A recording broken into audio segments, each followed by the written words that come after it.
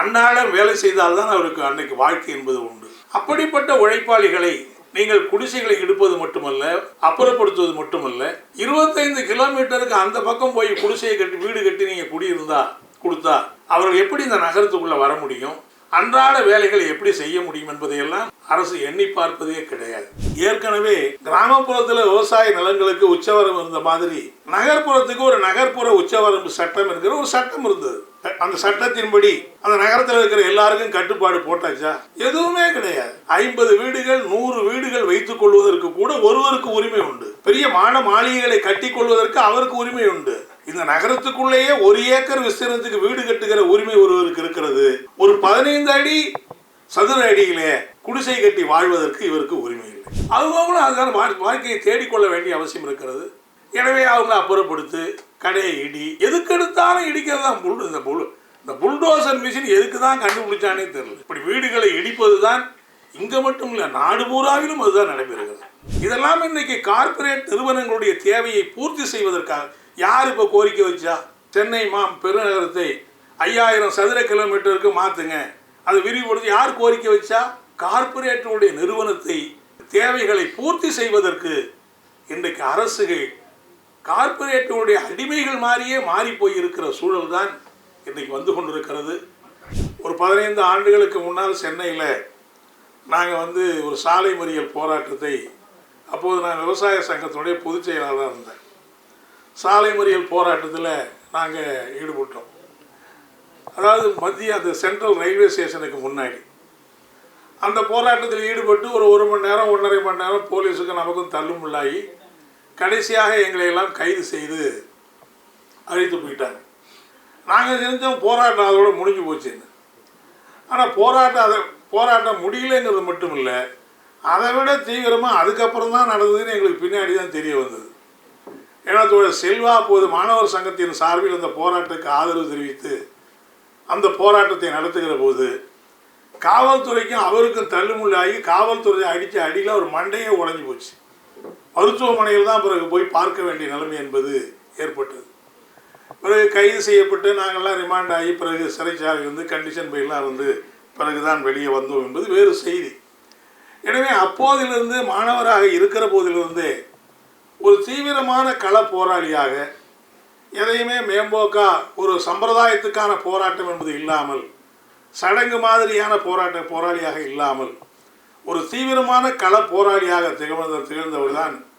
அது காவல்துறையாக இருக்கட்டும், தள்ளுமுள்ளாக இருக்கட்டும், எதுவாக இருந்தாலும் ஒரு தீவிரமான கள போராளியாக இருந்தவர் பணியாற்றுகிறவர் தோழர் செல்வா அவர்கள். அதே போல் பிறகு கம்யூனிஸ்ட் கட்சி முழுநேர ஊழியாகி கம்யூனிஸ்ட் கட்சியுடைய மாவட்ட குழு உறுப்பினராக இருந்து மத்திய சென்னை உருவாக்கப்பட்ட பிறகு மாவட்ட செயலாளராக பொறுப்பேற்றிலிருந்து மத்திய சென்னையில் நடைபெறக்கூடிய ஏராளமான போராட்டங்களுக்கு அவர் போராட்டங்களை தலைமை தாங்கி நடத்தியிருக்கிறார். இங்கே எல்லாருமே சொன்னதை போல இந்த அதிகமான கட்டுரைகள் இந்த தொகுப்பில் இடம்பெற்றிருப்பதில் பார்த்தீங்கன்னா பெரும்பகுதி சென்னை மாநகரத்துக்குள்ள இந்த குடிசைகளை அப்புறப்படுத்துவது, வீடுகளை அப்புறப்படுத்துவது, நடைபாதை வியாபாரிகளை அப்புறப்படுத்துவது என்கிற இந்த கொடுமையை எதிர்த்து தான் இந்த போராட்டம், பல கட்ட போராட்டங்கள் நடந்திருக்கிறது. நமக்கு இருக்கிற கேள்வி என்னன்னா, இவர்களை அப்புறப்படுத்த வேண்டிய அவசியம் என்ன இருக்கிறது? இப்போ நீங்கள் பார்த்தீங்கன்னா அநேகமாக சென்னை நகரம் என்பது படிப்படியாக வளர்ந்து சாதாரண உழைப்பாளிகள் இந்த நகரத்துக்குள்ளேயே வாழ முடியாது, அவர்கள் நகரத்துக்கு அப்பால் 10-20 கிலோமீட்டருக்கு அப்பால் வீசி எறிகிற குப்பைகளைப் போல மாற்றப்படுகிற ஒரு கொடூரமான நிலைமை தான் இன்றைக்கு ஏற்படுகிறது.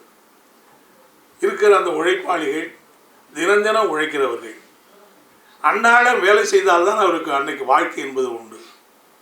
அப்படிப்பட்ட உழைப்பாளிகளை நீங்கள் குடிசைகளை இடுப்பது மட்டுமல்ல, அப்புறப்படுத்துவது மட்டுமல்ல, 25 கிலோமீட்டருக்கு அந்த பக்கம் போய் குடிசையை கட்டி வீடு கட்டி நீங்கள் கொடுத்தா அவர்கள் எப்படி இந்த நகரத்துக்குள்ளே வர முடியும், அன்றாட வேலைகளை எப்படி செய்ய முடியும் என்பதையெல்லாம் அரசு எண்ணி பார்ப்பதே கிடையாது. அவர்களுக்கு இந்த குடிசைகள் இருந்தாலே அது ஏதோ நகரத்துக்கு அசிங்கம், அது நகரத்தை கேவலப்படுத்துகிறது என்கிற பார்வை இருக்கிறது. அதனால தான் அவர் எழுதியிருக்கார், உழைத்தவர்களுக்கு இந்த நகரத்தில் வாழ்கிற உரிமை இல்லையா? இந்த நகரம் வளருவதற்கு அவங்க தான் உழைக்கிறாங்க. ஆனால் அவர்களுக்கு இந்த நகரத்தில் வாழ்வதற்கு உரிமை இல்லை. எங்கோ ஒரு இடத்திலே தான் தள்ளி வைக்கப்படுகிறார்கள். எனவே அடித்தட்டு உழைப்பாளிகளாக இருக்கிற அவர்களை நகரத்தை விட்டு அப்புறப்படுத்த வேண்டிய அவசியம் என்ன இருக்கிறது? இவ்வளோ பெரிய மாநகரத்துக்குள்ள அவர்களுக்கான இடங்களை ஒதுக்கி அவர்கள் வாழக்கூடிய இடங்களிலேயே வீடுகளை கட்டி கொடுக்க முடியாதா? அரசு நினைச்சா அதற்கான ஏற்பாடுகளை செய்ய முடியாதா? ஏற்கனவே கிராமப்புறத்தில் விவசாய நிலங்களுக்கு உச்சவரம் இருந்த மாதிரி நகர்ப்புறத்துக்கு ஒரு நகர்ப்புற உச்சவரம்பு சட்டம் என்கிற ஒரு சட்டம் இருந்தது. அது என்னவென்று சொன்னால், ஒரு குறிப்பிட்ட அளவுக்கு மேலே நகரத்திலே சொத்து வைத்துக் கொள்ளக்கூடாது என்கிற கட்டுப்பாடு இருந்தது. ஏன் அந்த சட்டம் இப்போ என்னாச்சு? அந்த சட்டத்தின்படி அந்த நகரத்தில் இருக்கிற எல்லாருக்கும் கட்டுப்பாடு போட்டாச்சா? ஏதாவது ஒரு வீடுகளுக்கு ஒரு வரம்பு, சொத்துக்களுக்கு ஒரு வரம்பு இருக்கிறதா? எதுவுமே கிடையாது. 50 வீடுகள் 100 வீடுகள் வைத்துக் கொள்வதற்கு கூட ஒருவருக்கு உரிமை உண்டு. பெரிய மாளிகைகளை கட்டி கொள்வதற்கு அவருக்கு உரிமை உண்டு. இந்த நகரத்துக்குள்ளேயே 1 ஏக்கர் விஸ்தீர்ணத்துக்கு வீடு கட்டுகிற உரிமை ஒருவருக்கு இருக்கிறது. ஒரு 15 அடி சதுர அடியிலே குடிசை கட்டி வாழ்வதற்கு இவருக்கு உரிமை இல்லை. இப்படிப்பட்ட ஒரு ஏற்றத்தாழ்வான கொடூரம் தான் இன்றைக்கு நடைபெற்றுக் கொண்டிருக்கிறது. அதற்காக கொண்டு வரப்பட்ட அந்த சட்டம் அமலாக்கப்படவில்லை என்பது மட்டுமல்ல, பெரிய ஆச்சரியம் என்னன்னா, அந்த சட்டத்தையே ரத்து செய்து விட்டார்கள். ஏன்னா சட்டமே சட்ட புத்தகத்தில் இருக்கக்கூடாது என்று திரும்ப பெறப்பட்டு விட்டது என்று சொன்னால், அப்ப நகர்ப்புறத்தில் யார் தான் இருப்பது? எவ்வளவு வேண்டுமானாலும் வீடுகளை வைத்துக் கொள்ளுகிற எண்ணிக்கையில் வைத்திருக்க அவர்களும் இருக்கலாம். ஆனால் அப்படி எல்லா இடங்களும் அவர்களுக்கு சொந்தமாக்கி விட்ட பிறகு இவங்க இந்த மாதிரி இருக்கிற ஏழைகளுக்கு எங்கே இடம் இருக்கும்? அவர்களை எல்லாம் எல்லைக்கு அப்பால் கொண்டு வாழ வைக்கிற அப்படிப்பட்ட நிலைமை என்பதுதான் இருக்கிறது. ஏற்கனவே கலைஞர் அவர்கள் இந்த குடிசை மாற்று வாரியம் என்பதை உருவாக்குவதை பற்றி தான் சொன்னார்கள். அதாவது அதெல்லாம் ஒரு நல்ல நடவடிக்கை தான், நம்ம பாராட்டலாம், இல்லைன்னு சொல்லலை. ஆனால் அந்த குடிசை மாற்று வாரியத்தில் ஒரு மனிதர் வாழ முடியுமா? மொத்தமே பார்த்தால் 180 சதுர அடி தான். 180 சதுர அடியிலே அந்த குடும்பம் வாழ வேண்டும். ஒன்றுமே இல்லாததுக்கு, சர்க்கரை இல்லாத ஊருக்கு எலிப்ப இதுங்கிற மாதிரி, ஒன்றுமே இல்லாததுக்கு அது பரவாயில்லைன்னு வேணா சொல்லலாம். ஆனால் மனிதர்களை பற்றி எப்படி தான் இவர்கள் புரிந்து கொண்டிருக்கிறார்கள்? இப்போது கட்டி கொடுக்கிற வீடுகள் கூட 300 அடி சதுர அடி தான். அதுக்குள்ளே தான் குடும்பம் இருக்க வேண்டும், பிள்ளைகள் இருக்க வேண்டும், வயது வந்த பெண்கள் அதிலே தான் இருக்க வேண்டும், கணவனும் மனைவியும் அதிலே தான் இருக்க வேண்டும். ஒருவேளை பெற்ற தந்தையோ தாயோ இருந்தால் அவர்களும் அதிலே தான் இருக்க வேண்டும். எல்லாருமே இந்த 300 சதுர அடிக்குள்ளே தான் வாழ வேண்டும் என்கிற இப்படிப்பட்ட நிலையில்தான் நம்முடைய அரசு கட்டப்படுகிற நகர்ப்புற மேம்பாட்டு வாரியம் என்கிற முறையில் அந்த வீடுகளை கட்டி தருகிறார். இந்த போராட்டங்களிலே பல போராட்டங்கள் மிக உச்சகட்டத்துக்கு நடந்த அந்த போராட்டத்தை நாம் பார்த்தோம். இந்த கேபி பார்க்குன்னு அவங்க சொன்னாங்க. அதாவது அந்த வீடுகளை எல்லாம் அங்கே இருந்தவர்கள் தான் ஏற்கனவே இருந்தாங்க. அவங்களுக்கு வீடு கட்டி தருவதாகத்தான் வீடுகள் அப்புறப்படுத்தப்பட்டது. வீடுகள் கட்டி முடித்த பிறகு நீங்கள் 6 லட்சம் 7 லட்சம் பணம் கொடுத்தாதான் வீடு கட்ட முடியும், அதுதான் உலக வங்கியினுடைய நிபந்தனை என்று சொல்லி அரசாங்கம் ஆணை வெளியிட்டு விட்டது. எவ்வளவோ போராடி பார்த்தும் அதில் திருத்தவே முடியவில்லை. நம்முடைய நகர்ப்புற அந்த சிஎம்டிஏ சேர்மனை உட்பட பார்த்து பேசினோம், முடியாதுன்னு மறுத்து விட்டார்கள். ஆனால் செல்வா உள்ளிட்ட மத்திய சென்னை தோழர்கள் அந்த கேபி பார்க் மக்களை திரட்டி நடத்திய அந்த போராட்டத்தின் விளைவாகத்தான் அரசு போட்ட அரசாணையை மாற்றி அவர்களுக்கு குறைவான பணத்தை பெற்றுக்கொண்டு வீடு ஒதுக்குகிற அப்படிப்பட்ட நிலைமை என்பது ஏற்பட்டது. அது இங்கு மட்டுமல்ல, அந்த அரசாணை தமிழ்நாடு முழுவதற்கும் அந்த அரசாணை செல்லும் என்கிற அப்படிப்பட்ட நிலைமை ஏற்பட்டது. ஆகவே இப்படி இந்த கோவிந்தசாமி நகர்னு இங்கே ஒரு இடம் நீங்கள் பார்த்தீங்கன்னா, அது அந்த கூவத்து ஓரத்தில் இருக்குது. அதற்கு அந்த புறம் பார்த்தால் பெரிய மாளிகை கட்டுகிறார்கள். ஒரு அப்பார்ட்மெண்ட்டு விலை 5 கோடி 6 கோடி ரூபாய். அந்த கட்டுமானத்தில் இருக்கிறவருக்கு நிறுவனத்துக்கு இந்த குடிசைகள் இங்கே இருக்கிறது பொறுத்து கொள்ள முடியல. இந்த குடிசைகள் இங்கே இருந்தால் அந்த 5 கோடி வாங்கக்கூடிய பெரிய மனிதர்கள் வாங்க மாட்டார்கள். ஆகவே நீதிமன்றத்தில் ஏதோ ஒரு பொய்யான வழக்கை தொடுத்து திடீரென்று இடிக்க ஆரம்பித்து விட்டார்கள். அதிலே கூட ஒருவர் மண்ணெண்ணெய் ஊற்றி தற்கொலை செய்து கொண்டு மாண்ட செய்தி கூட வந்தது. நேரடியாக அங்கே போய் கேட்டோம். அன்றைக்கு சட்டமன்றம் நடந்து கொண்டு இருந்தது. அரசாங்கத்தை பார்த்து கேட்டோம், எங்களுக்கு 2 வழி தான் இருக்குது. நீங்கள் ஒழுங்க இருக்கிற மக்களை அப்புறப்படுத்திட்டீங்க, அப்புறப்படுத்த வேண்டிய அவசியமே இல்லை. 2 வழி தான். ஒன்று, இந்த மக்களை நாங்கள் இந்த கட்டி இருக்கிற மாளிகையில் சென்று நாங்கள் குடியமர்த்த போகிறோம். அப்படி இல்லைன்னா நேரடியாக சட்டமன்றத்திலே சட்டமன்றத்துக்குள்ளேயே குடியமர்த்துகிற போராட்டத்தை நடத்த வேண்டி இருக்கும் நாங்கள் அறிவித்த பிறகுதான் அந்த மாலையை அமைச்சர்கள்லாம் தலையிட்டு அந்த இடிக்கப்பட்ட அவ்வளவு பேருக்கும் 180 பேருக்கும் வீடு கொடுக்கிற நிலைமை. ஒவ்வொரு இடத்திலேயும் வீடுகளை இடித்து தரைமட்டமாக்குவதும் தூக்கி வீசுவதும் அவர்கள் மீண்டும் அந்த வீடுகளை பெறுவதற்கு எவ்வளவு பெரிய போராட்டங்களை நடத்த வேண்டி இருக்கிறது என்பது பார்த்தால் நமக்கு கொடுமையாகத்தான் இருக்கிறது. எனவே இன்றைக்கு நகரங்கள் சாதாரண பேரூர்கள் நகரங்களாக மாறுகிறது, நகரங்கள் நகராட்சிகளாக மாறுகிறது, நகராட்சிகள் மாநகராட்சிகளாக மாறுகிறது. இன்றைக்கு மாநகராட்சிகள் பெரும் மாநகராட்சிகளாக மாற்றப்படுகிற அளவுக்கு தமிழ்நாடு மாறிக்கொண்டிருக்கிறது. கிட்டத்தட்ட இந்தியாவிலே நகர்மயம் அதிகமாக நடக்கிற மாநிலமாக தமிழ்நாடு இன்றைக்கு மாறி இருக்கிறது. கிராமப்புறங்களிலே இருக்கிற ஏழை எளிய மக்கள், வாழ்விழந்த மக்கள் கிராமப்புறத்திலே வழி இல்லாத காரணத்தினால் நகரத்தை நோக்கி வருகிறார்கள். இங்கே குடியமர்த்துகிற அப்படிப்பட்ட நிலைமை ஏற்படுகிற போது எங்கேயோ ஒரு இடத்துல குடியேறுகிறார்கள். அவங்க அங்கேருந்து பணம் போட்டால் வாங்க முடியும். எங்கோ ஒரு இடத்துல குடியேறுகிறார்கள். அவருடைய உழைப்பு நகரத்துக்கு தேவை ஏற்படுகிறது. எனவே தான் இப்படி ஆக்கிரமிப்பு, அவர் சொன்னார்ல ஆக்கிரமிப்பு, அப்படி ஆக்கிரமிக்க வேண்டிய அவசியம் ஏன் ஏற்படுகிறது? வேறு வழி இல்லை. பிழைப்பை தேடி வருகிற அப்படிப்பட்ட மக்கள் இங்கே வேறு வழி இல்லாத போது அவர்களுக்கான ஒரு பாதுகாப்பு ஏற்பாடை நம்முடைய அரசு கவனத்திலேயே கொள்ளவில்லை. ஆகவே தான் இப்படி பல இடங்களில் வீடுகளை கட்டுவதும் இன்னும் நீங்கள் பார்த்தா ஏராளமான பிரச்சனைகள் இருக்கிறது.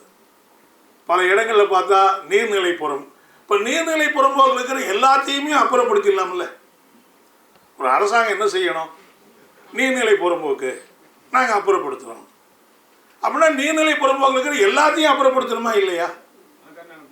கிடையாது. பெரிய பெரிய கல்லூரிகள் இருக்கிறது, அதை அப்புறப்படுத்துறது இல்லை.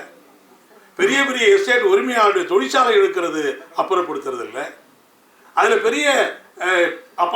பெரிய சினிமா தியேட்டர் இருக்கிறது, அதை அப்புறப்படுத்துவதில்லை. நீர்நிலை புறம்போக்குன்னு அப்புறப்படுத்துறதை பார்த்தா இந்த சாதாரண மக்கள் தான். எனவே எல்லாவற்றிலேயும் ஒரு பாகுபாடான அணுகுமுறையைத்தான் இன்றைக்கு ஆட்சியாளர்கள் கொண்டிருக்கிறார் என்பதைத்தான் நான் இந்த நேரத்திலே பார்க்க வேண்டியிருக்கிறது. அதை பற்றி தான் தோழர் செல்வா இந்த மாவட்டத்தில் நடைபெற்ற பல போராட்டங்களை, அது எவ்வளவு கொடூரமானது என்பதையெல்லாம் மிக அழகாக விளக்கி இங்கே எழுதியிருக்கிறார். அதே போல் நடைபாதை வியாபாரிகளை பற்றி இங்கே ஏற்கனவே சொன்னார்கள். இன்றைக்கு வாழ்விழந்த மக்கள் இப்படி சிறு சிறு வியாபாரத்தை வைத்து தான் பிழைப்பு நடத்த வேண்டியிருக்கிறது. இல்லையென்றால் வேறு என்ன செய்ய முடியும்? அவருக்கு என்ன மாற்று வழி இருக்கிறது? வேணால் நடைபாதை வியாபாரத்தை வேணால் ஒழிச்சிடுவோம். எல்லாருக்கும் அரசு வேலை கொடுப்பதாக இருந்தால் பரவாயில்லை. அந்த உத்தரவாதத்தை அரசு கொடுக்காத போது அவங்களும் அதுக்கான வாழ்க்கையை தேடிக்கொள்ள வேண்டிய அவசியம் இருக்கிறது. எனவே அவங்கள அப்புறப்படுத்து, கடையை இடி, எதுக்கெடுத்தாலும் இடிக்கிறது தான். இந்த புல்டோசர் மிஷின் எதுக்கு தான் கண்டுபிடிச்சானே தெரியல. இப்படி வீடுகளை இடிப்பது தான் இங்கே மட்டும் இல்லை, நாடு பூராவிலும் அதுதான் நடைபெறுகிறது. புல்டோசர் மிஷின் வளர்ச்சி திட்டங்களுக்கு பயன்படுத்துவதை விட இப்படி வீடுகளை இடிப்பதற்குத்தான் இந்த எந்திரங்கள். நான் கூட ஒரு இடத்துல சொன்னோம், நீங்கள் புல்டோசரை எங்கேயாவது எடுத்துகிட்டு போகணுன்னா புல்டோசர் காணாமல் போயிடும்னு சொன்னோம் ஒரு இடத்துல. அப்புறம் தான் புல்டோசர் எடுத்துக்கிட்டு அவங்க வெளியே போனாங்க. எனவே ஆட்சியில் இருக்கிறவர்கள் இந்த அடித்தட்டு மக்கள், உழைப்பாளிகள், தினக்கூலி உழைப்பாளிகள், அதிலேயும் சமூகத்தில் பின்தங்கிய சமூகத்தை சார்ந்தவர்கள், பெரும்பகுதியான மக்கள், பட்டியலினத்தை சார்ந்தவர்கள், பெரும்பகுதியான மக்கள் மிகவும் பின்தங்கிய சமூகத்தில் இருக்கிற அப்படிப்பட்ட மக்களை ஓட ஓட விரட்டி கொண்டிருக்கிற நிலைமையைத்தான் இந்த ஆவணங்கள்லாம் நம்ம பார்க்க முடியும். அதே மாதிரி அவர் இன்னும் சில முக்கியமான கட்டையெல்லாம் எழுதியிருக்கிறார். அனைத்து சாதிகளும் அர்ச்சராக வேண்டும் என்கிற ஒரு அற்புதமான கட்டுரை அதில் வந்திருக்கிறது. ஏறக்குறைய அனைத்து சாதிகளும் அர்ச்சகராக வேண்டும் என்கிற அந்த சட்டம் போட்டு 50 ஆண்டுகளுக்கு மேலே ஆகிவிட்டது தமிழ்நாட்டில். இன்று வரையில் அந்த சட்டங்கள் அமலுக்கு வரவில்லை. ஏற்கனவே அதற்கான உருவாக்கப்பட்ட பயிற்சியாளர்கள், பணியமர்த்தப்பட்டவர்கள் கூட இன்றைக்கு பயிற்சி கூடங்களையே மூடிவிட்டார்கள். ஏன் அனைத்து சாதியினரும் அர்ச்சகர் ஆனால் என்ன இப்போ குடிமொழி போயிடுது? ஏன் கோயில்களில் பிராமணர்கள் தான் அர்ச்சகராக இருக்க வேண்டுமா என்கிற கேள்வி நியாயமான கேள்வி. ஆனால் பிரச்சனை என்ன? சட்டம் போட்டு விட்டார்கள். அந்த சட்டத்தை எதிர்த்து மீண்டும் மீண்டும் வழக்கு தொடுத்து அந்த சட்டத்தை செயல்படுத்த முடியாமலே ஆக்கிவிட்டார். கடைசியாக இப்போ உச்சநீதிமன்றத்தில் அந்த வழக்கு வந்து உச்சநீதிமன்றம் கடைசியாக சொன்ன தீர்ப்பு என்ன தெரியுமா? தமிழ்நாட்டில் ஆகம விதிகளுக்கு உட்பட்டு இருக்கிற கோயில் எவ்வளவு, ஆகம விதிகளுக்கு உட்படாத இருக்கிற கோயில்கள் எவ்வளவு என்று கணக்கை தாருங்கள். தமிழ்நாட்டில் இருக்கிற பல்லாயிரக்கணக்கான கோயிலில் என்னைக்கு கணக்கு எடுத்து முடிக்கிறது? ஆகம விதிகளுக்கும் இதுக்கு சம்பந்தம் என்ன இருக்கிறது? நீதியரசர் ஏ.கே. ராஜன் சொல்றார், தமிழ்நாட்டில் இருக்கிற எந்த கோயிலும் ஆகம விதிகளுக்கு உட்பட்டதே கிடையாது. அது அந்த கட்டில் இன்னும் கூட சொல்றார், பெரிய சமூக நீதி அந்த இயக்கத்துக்கு பெயர் பெற்ற தமிழ்நாடு. இப்படிப்பட்ட சமூக நீதிக்கான சட்டமாக இருக்கிற சட்டம் தமிழ்நாட்டில் அமலாகவில்லை. ஆனால் நாம் பெருமையோடு சொல்லுகிறோம், கேரளாவிலே அந்த சட்டம் அமலாக்கப்பட்டு இன்றைக்கு மிகப்பெரிய தேவசம் போர்டு உட்பட அந்த கோயில்களிலே இன்றைக்கு பட்டியலினத்தை சார்ந்தவர்கள் அந்த அர்ச்சகர்களாக நியமிக்கப்பட்டிருக்கிறார்கள். அங்கே அவர்கள் தான் பூஜை புனஸ்காரத்தை செய்கிறார்கள். இங்கே என்னடான்னா, அவங்க நம்ம பூஜை புனஸ்காரம் கூட செய்ய வேணாம், அந்த அந்த கருவறைக்குள்ளேயே நம்ம போகாமல் தடுத்து வச்சிருக்கிறோம். ஆண்டாண்டு காலமாக இதுதான் நிலைமை. ஏன் தமிழ்நாடு இன்னைக்கு அப்படி இருக்கு? தந்தை பெரியார் தோன்றிய மண் தான், பல பகுத்தறிவு இயக்கங்கள் நடந்திய மண் தான். ஆனால் இதே கேரளத்தில் அந்த சட்டம் நிறைவேற்றப்பட்ட உடனேயே அது அமலுக்கு வந்திருக்கிறது. அமலுக்கு வந்து இன்றைக்கு பல்வேறு சாதிகளை சார்ந்தவர்கள் அர்ச்சகராக மாறி இருக்கிறார்கள். ஒரு காலத்தில் நம்பூதிரி தான் உயர்ந்த சாதி என்று கேரளத்தில் சொல்லுவார்கள். அந்த நம்பூதிரிகள் கூட அர்ச்சகராக இருக்கிற பட்டியலினத்தை சேர்ந்திருக்கிற அர்ச்சகராக இருக்கிறவர்களோடு சென்று பயபக்தியோடு அந்த பிரசாதத்தை வாங்கி செல்லுகிற காட்சியை நாம் கேரளாவிலே பார்க்க முடிகிறது. ஏன் தமிழ்நாட்டிலே பார்க்க முடியவில்லை? அதுதான் சட்டங்கள் என்பதல்ல முக்கியம். இடதுசாரி இயக்கம் ஒரு மக்கள் இயக்கமாக மாறுகிற போது அது ஏற்படுத்துகிற சாதனை அதுதான். அப்படிப்பட்ட சாதிய மக்களை பண்படுத்தி இருக்கிற இயக்கமாக கேரளாவிலே இடதுசாரி இயக்கம் இருப்பதை அந்த கட்டுரை எடுத்து சொல்வதை நாம் பார்க்கிறோம். இன்னும் பல ஆளுமைகளை பற்றி, ஐஜாஸ் அகமது அவரை பற்றி, தந்தை பெரியாரை பற்றி, அம்பேத்கரை பற்றி, தோழர் சங்கரையாவை பற்றி, இப்படி பல ஆளுமைகளை பற்றி எல்லாம் அந்த கட்டுரையிலே எழுதியிருக்கிற காட்சிகளை நம்மாலே பார்க்க முடிகிறது. எனவே ஒவ்வொரு கட்டுரையை பற்றி இன்னும் விளக்கமாக நம்ம சொல்லிக்கிட்டே போகலாம், நிறைய நேரம் ஆகிக்கொண்டே இருக்கும். ஆனால் நான் சொல்ல விரும்புவது, இந்த கட்டுரைகள் எல்லாமே நமக்கு பல அனுபவங்களை, அதாவது ஒரு புத்தகத்தை நாம் படிக்கிற போது தான் நமக்கு பல அனுபவங்களை பெறுகிற அந்த வாய்ப்பு என்பது கிடைக்கிறது. அப்படிப்பட்ட அந்த வாசிப்பு என்பதை நாம் வளர்த்தெடுக்க வேண்டிய தேவை இருக்கிறது. சொல்லப்போனால் இப்போ நிறைய ஃபேஸ்புக்கு, இன்ஸ்டாகிராம் போன்ற இதெல்லாம் வந்த பிறகு வாசிப்பு தன்மை குறைகிறதோ என்கிற ஒரு கவலை நியாயமாக பலரிடம் வெளிப்படுவதை நாம் பார்க்கிறோம். புத்தக கண்காட்சிகள் அதிகமாக நடக்கிறது என்பது உண்மைதான். ஏராளமான புத்தகங்கள் வருகிறது என்பதும் உண்மைதான். ஏராளமான புத்தகங்கள் வாங்க விற்பனையாகிறது என்பது உண்மைதான். ஆனால் எந்த அளவுக்கு அந்த புத்தகங்கள் வாசிக்கப்படுகிறது என்பதை நாம் ஆழ்ந்து நோக்க வேண்டிய ஒரு சூழல் என்பது இருக்கிறது. அந்த வகையில் தோழர் செல்வா அவர்கள் ஒரு அற்புதமான கட்டுரைகளை எழுதி நம் எல்லாருக்கும் ஒரு ஆவணத்தை தொகுத்து கொடுத்திருக்கிறார். யுகபாரதி அவர் கூட சொன்னார், இப்படியான இந்த இதெல்லாம் இருக்கிறதுனால ஒரு வேளை, ஏன்னா யுகபாரதி அவருடைய தந்தை பரமசிவம் அவர்கள் நம்முடைய கட்சியிலே மிக உறுதியோடு நின்று போராடியவர். ஒருவேளை கிராமப்புறங்கள் அப்படி ஏற்கிற பல நேரங்களில் அந்த குடும்பத்தினுடைய வருமானம் மற்றெல்லாம் பாதிப்புக்குள்ளாகிற நிலைமை என்பது ஏற்படத்தான் செய்கிறது. ஆனால் செல்வாவை பற்றி அப்படி கவலைப்படும். ஏனென்றால் ஒரு குடும்பமே கம்யூனிஸ்ட் இயக்க குடும்பமாக இருக்கிற காரணத்தினால் அப்படிப்பட்ட பாதிப்பு ஒன்றும் வந்துவிடாது என்பதைத்தான் நான் தெரிவித்துக் கொள்ள விரும்புகிறேன். எனவே இன்றைக்கு பல நேரங்கள் என்னென்னா, களப்போராளிகளாக இருக்கிறவர்கள் களப்போராளிகளாக இருப்பார்கள். நிறைய போராட்டங்கள் நடத்திக்கிட்டே இருப்போம்.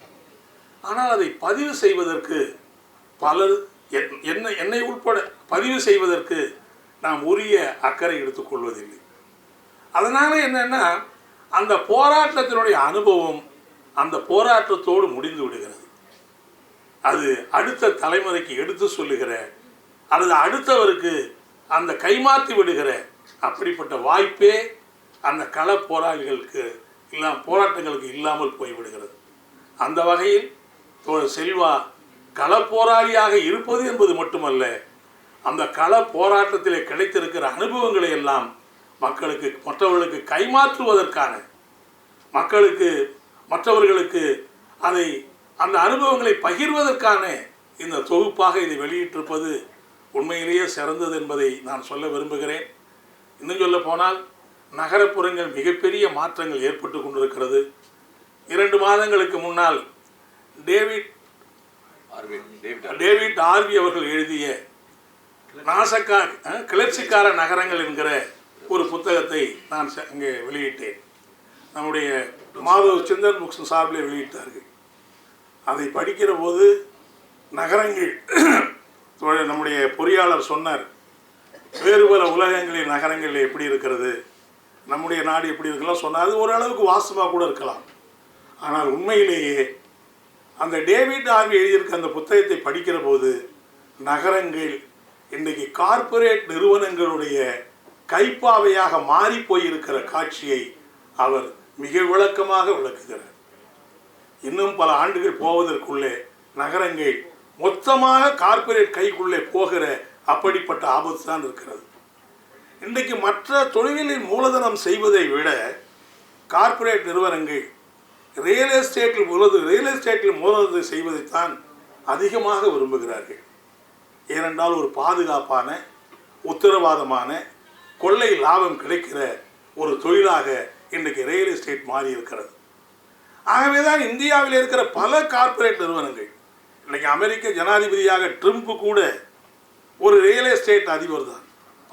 பல தொழில் இருந்தாலும் உலகம் முழுவதும் ரியல் எஸ்டேட் செய்கிறவர் தான், ஒரு நிறுவனத்தை நடத்துகிறவர் தான்.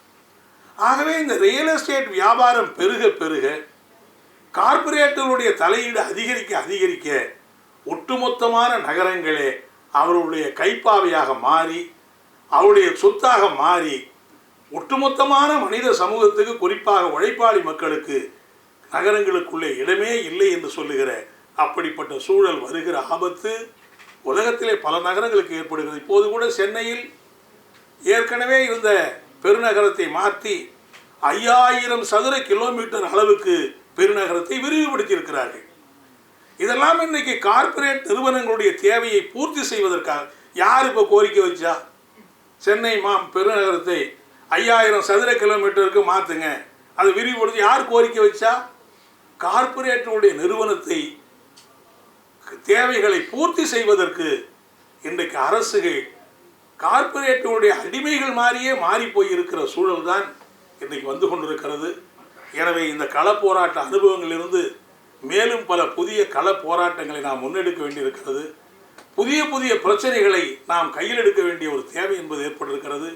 நிச்சயமாக கம்யூனிஸ்டுகள் செல்வா அவர்கள் அப்படிப்பட்ட புதிய போராட்டங்களை முன்னெடுப்பதும் அந்த போராட்டங்களை எல்லாம் அந்த போராட்ட அனுபவங்களை படிப்பினையாக இன்றைக்கு பதிவு செய்வது ஒரு வரலாற்று கடமை அவர் நிச்சயமாக ஆற்றுவார். அப்படிப்பட்ட செல்வாவுக்கு எங்களுக்கெல்லாம் என்ன மகிழ்ச்சின்னா, இந்த இயக்கத்திலே இருக்கிற ஒருவர் ஒரு இளம் போராளியாக இருப்பது மட்டுமல்ல, ஒரு இலக்கிய படைப்பாளியாகவும் திகழ்கிறார் என்பது எங்களுக்கு, நாங்கள் பெற்றிருக்கிற பிள்ளைகள் இப்படி வளர்வது, இப்படிப்பட்ட பலரும் பாராட்டக்கூடிய பணிகளை செய்கிற போது ஏற்படுகிற மகிழ்ச்சி எங்களுக்கு அளவற்ற மகிழ்ச்சி என்பதை இந்த நேரத்திலே சொல்லி, தோழர் செல்வா அந்த பணியிலே மேலும் மேலும் முத்திரை பதிக்க வேண்டும் என கேட்டு இந்த வாய்ப்புக்கு நன்றி கூறி அமைகிறேன். நன்றி.